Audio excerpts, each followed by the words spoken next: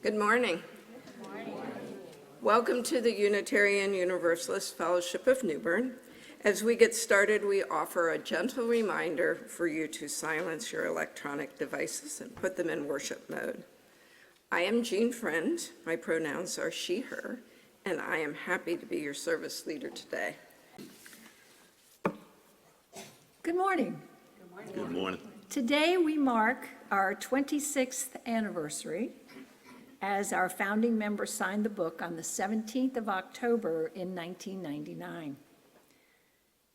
And the end of our UU minutes as part of the service. Stan and I hope that you have enjoyed our delving into our history and giving you some highlights both locally from our fellowship and more broadly from the denomination as a whole. The source of many of our broad UU minutes has been this book. It was written by Reverend Frank Schulman, who was the minister of Emerson Unitarian Church in Houston, Texas, during Joanne's teens. There's a copy now from Joanne in the library. She's donating it. And a copy for Reverend Mary. Yes, thank you. Oh, yeah. And just one last share out of the book. In 1735, John Adams was born in Braintree, now Quincy, Massachusetts. He died at his home on July 4th, 1826, only a few hours after the death of Jefferson. A lot of people don't know that he was a Unitarian, apparently. So that's our final UU minute. Thank you. Thank you.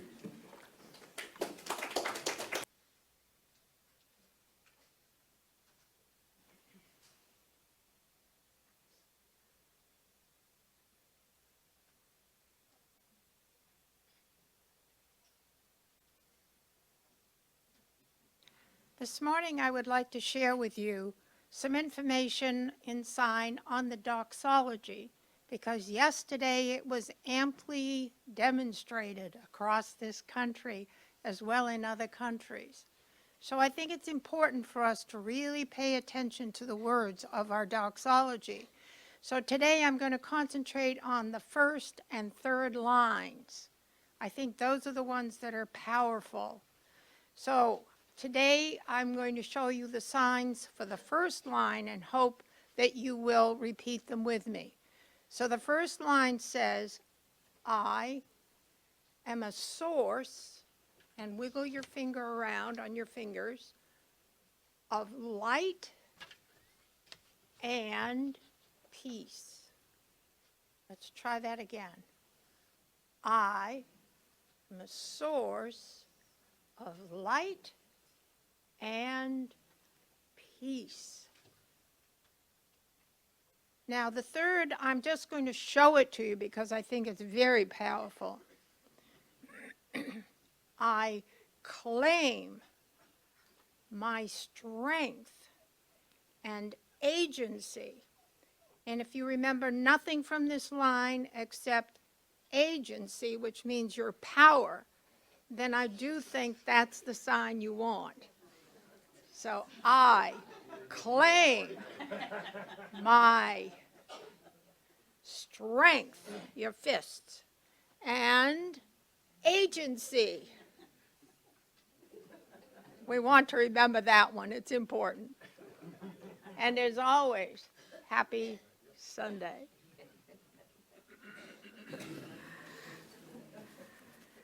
Today is October 19th, and our presenter this morning is our minister, Reverend Mary Martin. In her homily titled A Beacon of Light, she will share with us about the Hindu festival of Diwali and the power of hope in difficult times. Our music will be provided by Beth Ann Jacobson and our choir. Our audiovisual team this morning consists of Ethan Martin and Stephanie Jones. In this place where we keep love at the center, hate has no home, and you are welcome here. Whether you are a friend or a member or a visitor, you are welcome here. Wherever you are this morning, in this room, gathering on our streaming platforms, or if you are watching this recording at a later date, you are welcome here.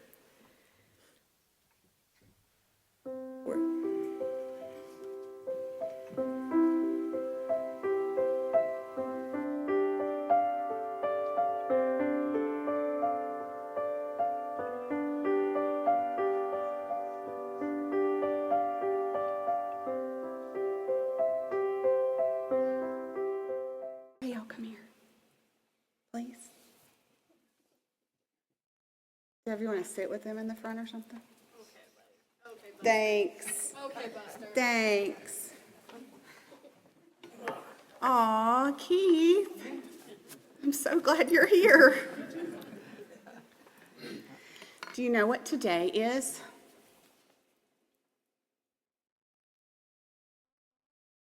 Jean said it a minute ago.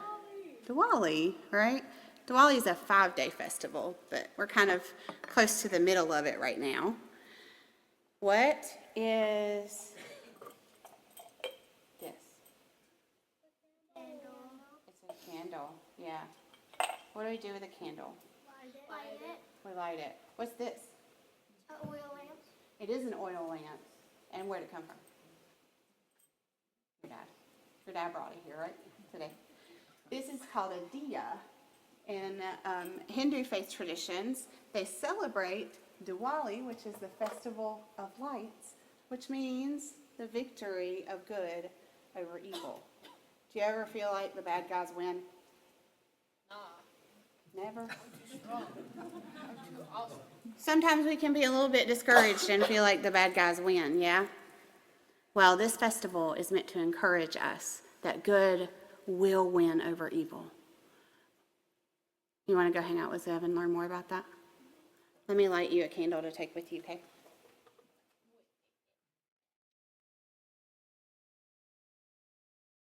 Oh, really?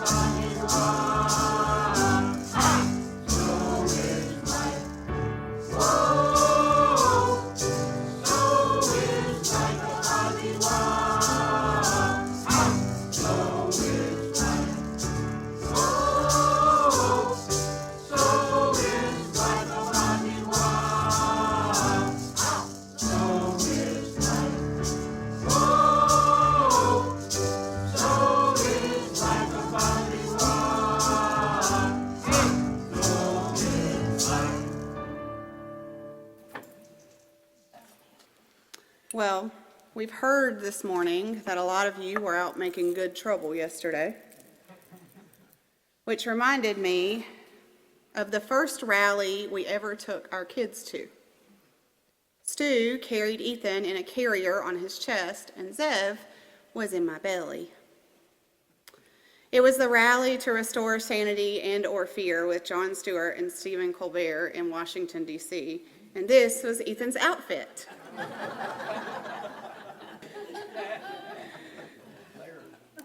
I will never forget that rally for many reasons, but I've never seen so many people in one place, and yet everyone was completely peaceful. We sat on a blanket in the National Mall with our infant child and me being pregnant and felt safe. And we talked to those around us and we listened to music, and then Jon Stewart got up to speak. And he wasn't really funny that day. He was profound. I encourage you to look up his speech. But one of the things he said was that pundits and politicians alike were making us enemies of one another. And if we amplify everything, then we hear nothing. It was a reminder that everything is not bad, and everyone who doesn't agree with us is not up to no good.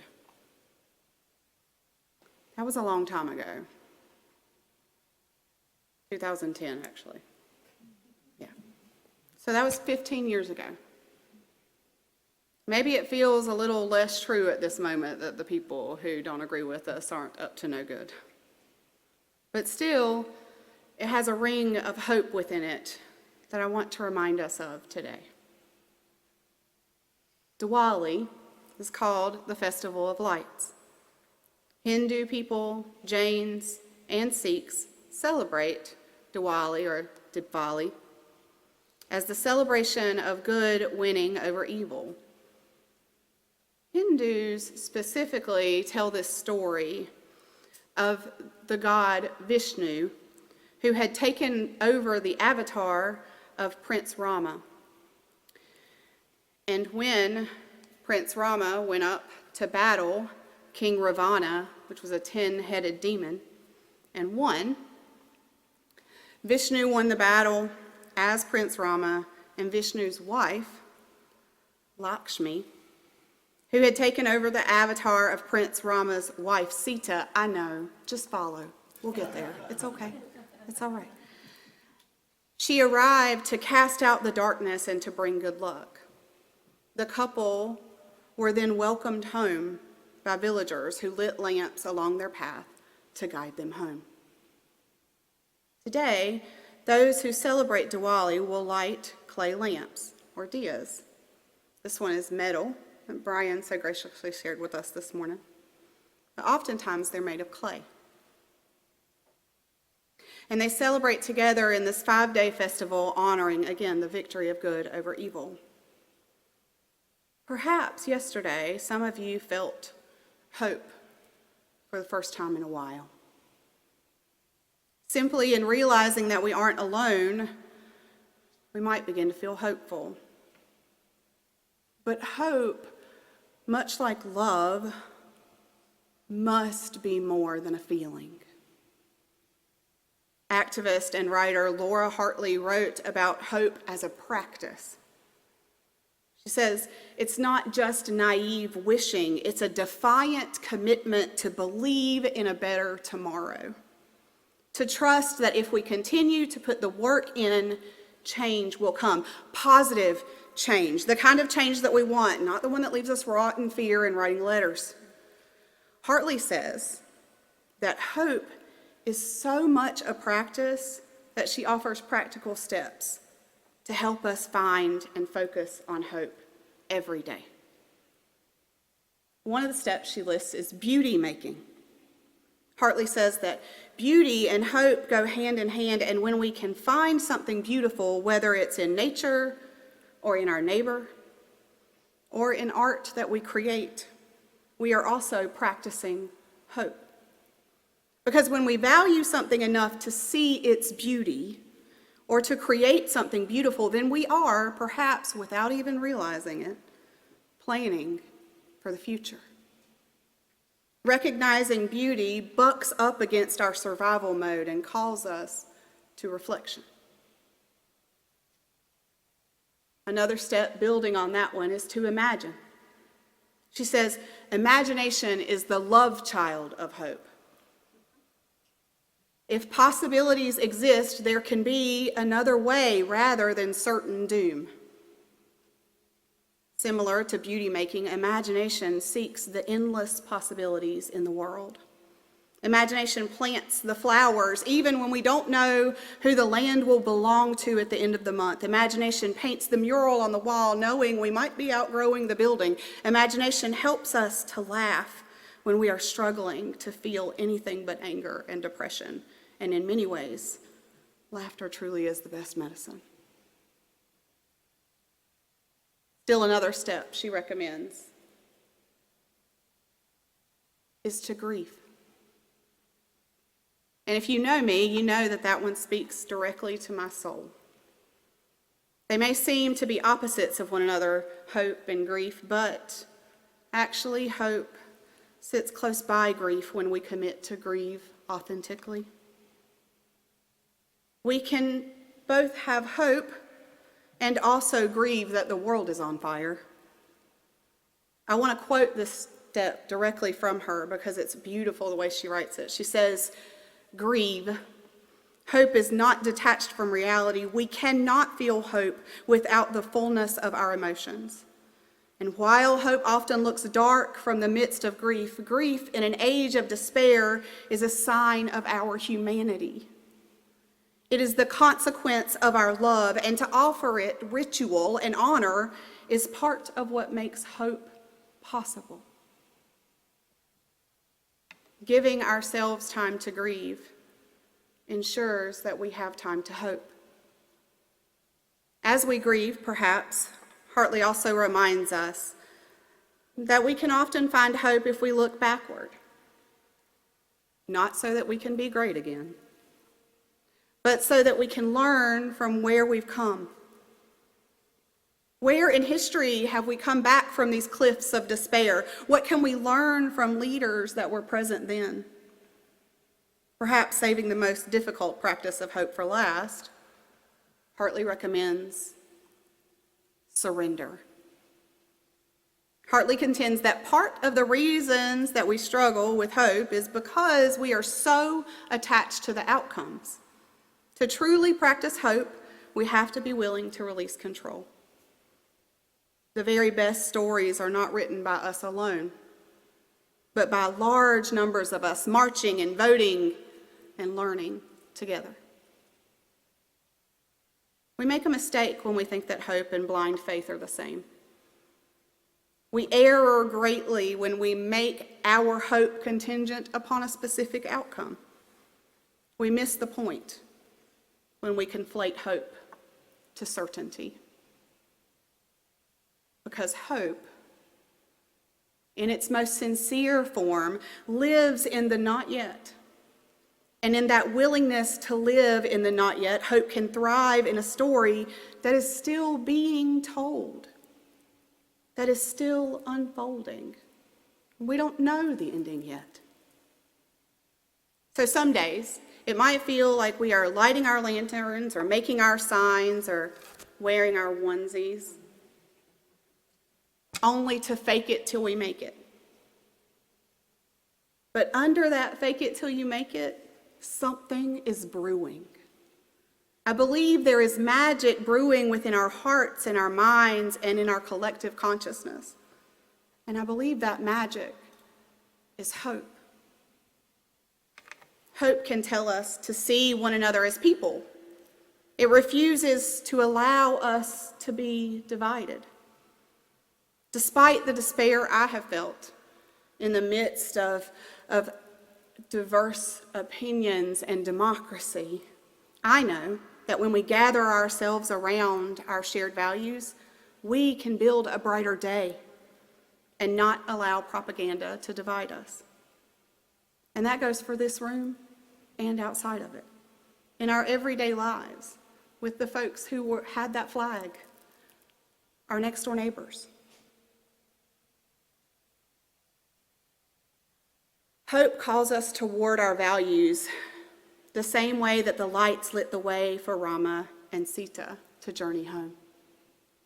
We can choose to see this as naivete or silliness.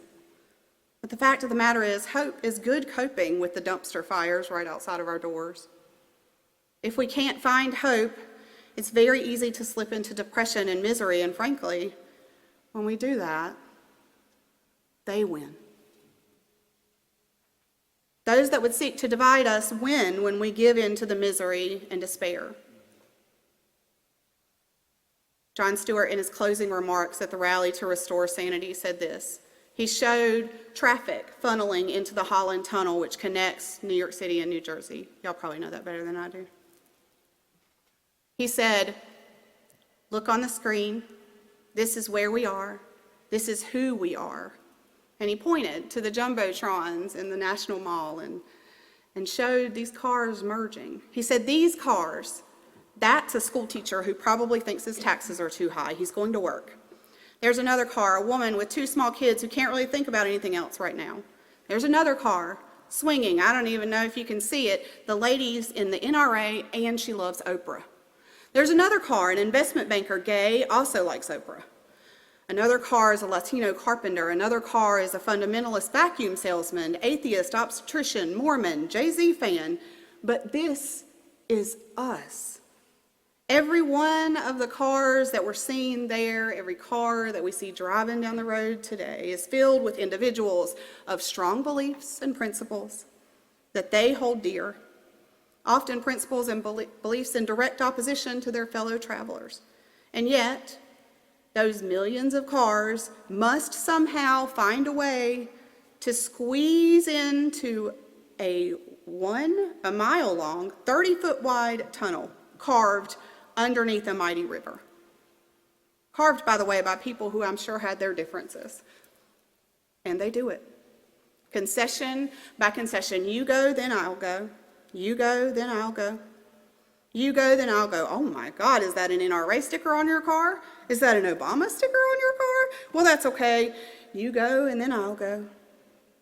And sure, at some point, there will be a selfish jerk who zips up the shoulder and cuts in at the last minute, but that individual is rare. And he is scorned and not hired as a political analyst. Because we know instinctively as a people that if we are to get through the darkness and back to the light, we have to work together. And sometimes the light at the end of the tunnel isn't the promised land. Sometimes it's just New Jersey.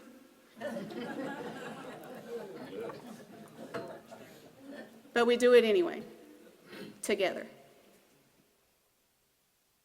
Keep making your good trouble.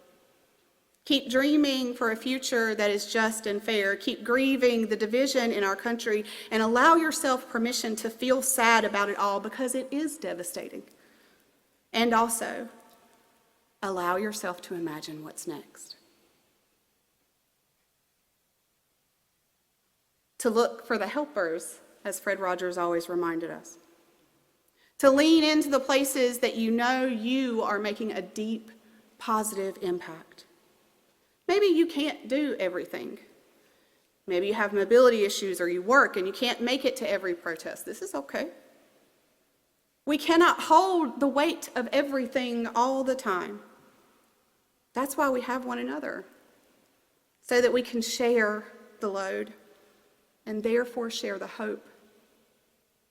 Today, during our final hymn or during our fellowship time, I invite you to add a little hope to this room. There are candles scattered around this room, mostly on that side though.